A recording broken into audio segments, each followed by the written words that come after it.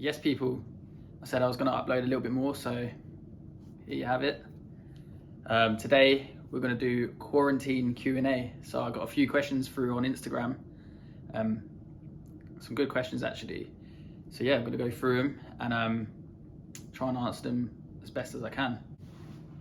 I think that means who's my favourite coach to watch right now, but I'll answer it in two different ways. So like, who has been my favourite coach? And I've had two coaches. I've had Liam Robinson, obviously, who passed away. I mean, he took me to a different level when I moved to him. I was with him for 4 years, and I would have probably been with him forever, to be honest, if what happened didn't happen.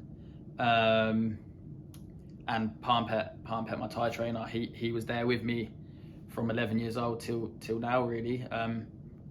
Our paths have kind of changed a little bit, me and Parns, just over the last couple of years since my injury, and his life's changed. He's had a different job, so trying to get the time to coach or to train with him, has just been a little bit more difficult. And now obviously I'm in Singapore, so I've got a whole new team that I'll be fighting under and training under. So I'm looking forward to kind of building new relationships there. My favourite coach to watch at the moment, I'm gonna have to say Leo from Phuket Fight Club. Like, he's attention to detail. It reminds me a little bit of Liam, actually.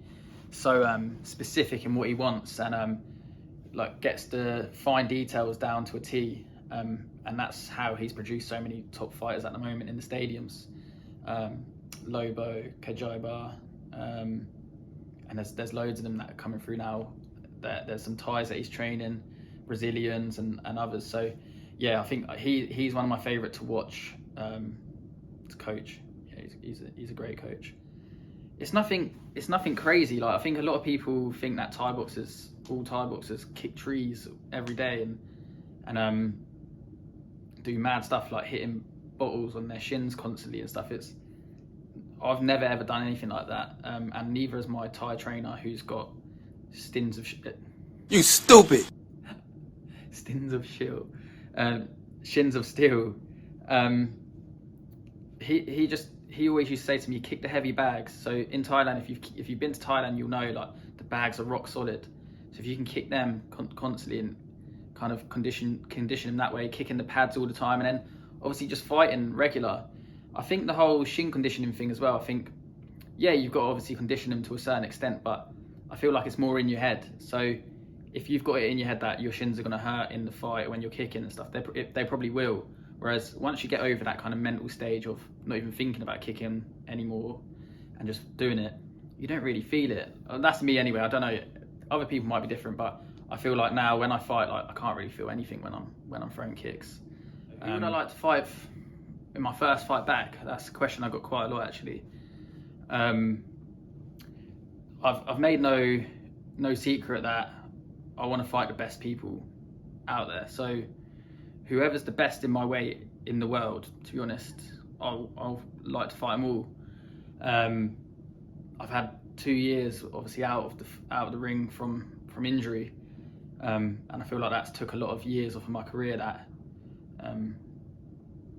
I've lost a lot of years of my career where I should have been fighting the top people and fighting on the top promotions. But this year, hopefully, I'll be back. I want to be on the best promotions, and I think at the moment that's obviously one championship, and I'm in the right place to obviously do that in Singapore. So if I had to choose to fight someone in my first fight, the one that kind of stands out in my mind, I'd probably have to say Josh Tonner. I like his style. He's obviously, I think he's ranked number 1 in the strawweight division and won.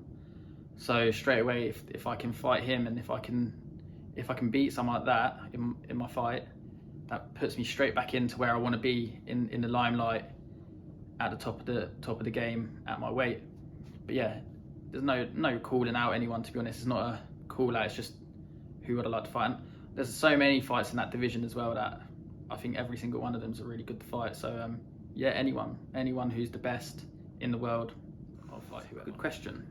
Muay Thai's been the only thing I've ever done, really. I mean, I've done a few jobs here and there, but as in what I've always wanted to do has always been Muay Thai. So I always want to be involved in the sport somewhere. I think in the question it actually did say like in 50 years time. Probably won't be here in 50 years time, but if I keep fucking fighting. But yeah, I've got plans now to start buying property, just for like you said, when I do actually come to the time of retiring, as in an old age kind of retirement, I've got something there to back me up. Because obviously Thai boxing is a sport you can't do forever. Like you're probably mid-30s and you probably want to be finishing fighting at that stage. You can coach a little bit longer, obviously, but even coaching to a certain age, like it starts getting a bit tough on your body, holding pads all the time, and stuff like that. So yeah, I want to work on something outside of Thai boxing, just for a bit of a backup, and yeah, just so I don't have to worry when I finish fighting and stuff like that, and or coaching. So yeah, I want to be going into property, and I want to start that kind of ASAP. So that's one thing I definitely want to get into, and I'm not going to preach because I haven't done it yet, but I think most fighters should have some sort of backup plan. Fighting isn't going to probably pay your bill. Well, it depends what level you get at, but fighting's not going to earn you loads and loads of money, and you're not going to be comfortable if you just stick to just earning money out of fighting. When you come to retiring, you're going to have nothing really. So I would suggest to fighters to maybe think about that kind of side of things. Like I said, I'm not preaching because I haven't done it yet myself. So, but it's something now. I'm 25 in a couple of weeks now, or next week. So now's the time where I'm starting to think, all right, I need to start kind of being sensible and getting a plan. Next question is, what do I think of Jonathan Hagys' style? So yeah, Hagys really good style, fan friendly, very exciting to watch, and I think in his last fight he showed that he's got different styles that he can do. So he can kind of have it and have like stand and bang, or he can stay on the back foot, or he can pick his shots. I think the last fight, I think his last fight against Taki Naito, I think that's how you say it, was probably his most mature performance probably yet, maybe. How he picked his shots and kind of done that, I think he done it really well. Yeah, me and John over the years, I think people ask this question because I got that question quite a lot, and I think me and John have had our little bit of banter, I suppose, over the years and back and forths. But in terms of fight style, and if I respect his style, 100% respect it. Do you know what I mean? He's a young guy doing what everyone wants to do in this sport. So yeah, you can't help but respect that. Biggest obstacle I've faced in my career, and how did it affect me? So I'd say the obstacle that probably most affected me has been my hand injury. Obviously, it's kept me out of the ring for a long time, and especially after having being on such a good roll of wins. It was annoying and it was hard. I've said in a few previous videos like how it's been a bit of a pill to swallow. So yeah, that's probably my bit. That is the biggest obstacle, mentally and physically. There's been, like I said, I'm probably like a broken record with this, but it's like physically and mentally, it was draining. Hand was always in pain, and then obviously mentally it was taking its toll. Like not being able to fight, watching these guys in one championship and stuff like that fighting, it was hard to watch sometimes. Like, well, not hard to watch, but it was just a bit of pill to swallow, because I know that I should be up there with them and representing. Do you know what I mean? So yeah, that was probably the biggest obstacle. I've had a few. The other one would be obviously Liam Robinson passing away. That was a big challenge for me. But I think that I didn't get kept out of the ring from that. I had a little stage where I kind of had a few months out. Like I thought that I was kind of gonna get over it a lot easier.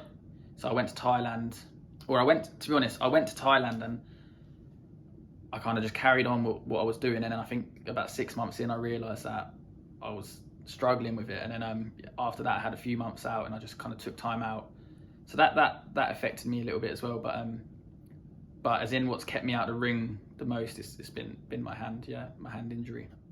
So this is a good question actually. Has the town that I grew up in impacted me as a fighter, or had an impact on the fighter I am now? I suppose in certain ways, because you grow up. I'm from Luton town, and it's known as a rough place in England, and a bit rough and ready. There's a lot of like kind of crime there. There's like gangs or whatever. But the thing that probably motivated me more, probably from a young age, was that I didn't want to be part of that. So being in martial arts, like taekwondo, I went to kickboxing then, I went to Thai boxing. I also played football at a good level as well. I think that might have motivated me maybe to keep going, because I didn't want to be like the kind of have that normal, if you're from Luton, you can't be successful. So maybe it motivated me in that way. But as in the fighter I am, I don't think it made me any tougher. I think that's down to me, really, and my desire, you know, like what I want out of it.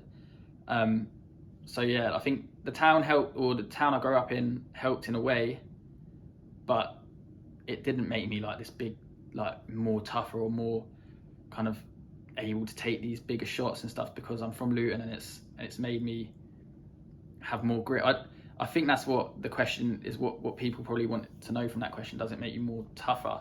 And I don't think it really does. I think that's just down to you, and what you want out of something. If you want it that bad, you'll do whatever to get it. And regardless of if you're from Chelsea in London, like rich area, or if you're from Luton in England. So yeah, I don't think that matters too much, and I don't think it's impacted me too much. But with the whole motivational side, it might have done a little bit, yeah. So I said I was going to be more consistent uploading onto my YouTube channel. I've already uploaded a few videos already since saying that. So I want to carry on the momentum. Once I get out of quarantine, I'll have a lot more fun stuff to film, some more exciting stuff to film, rather than just Q&As and stuff. So if you could like this video, subscribe to my YouTube channel, and share the videos about, that would be much appreciated. And there's going to be some interesting stuff coming.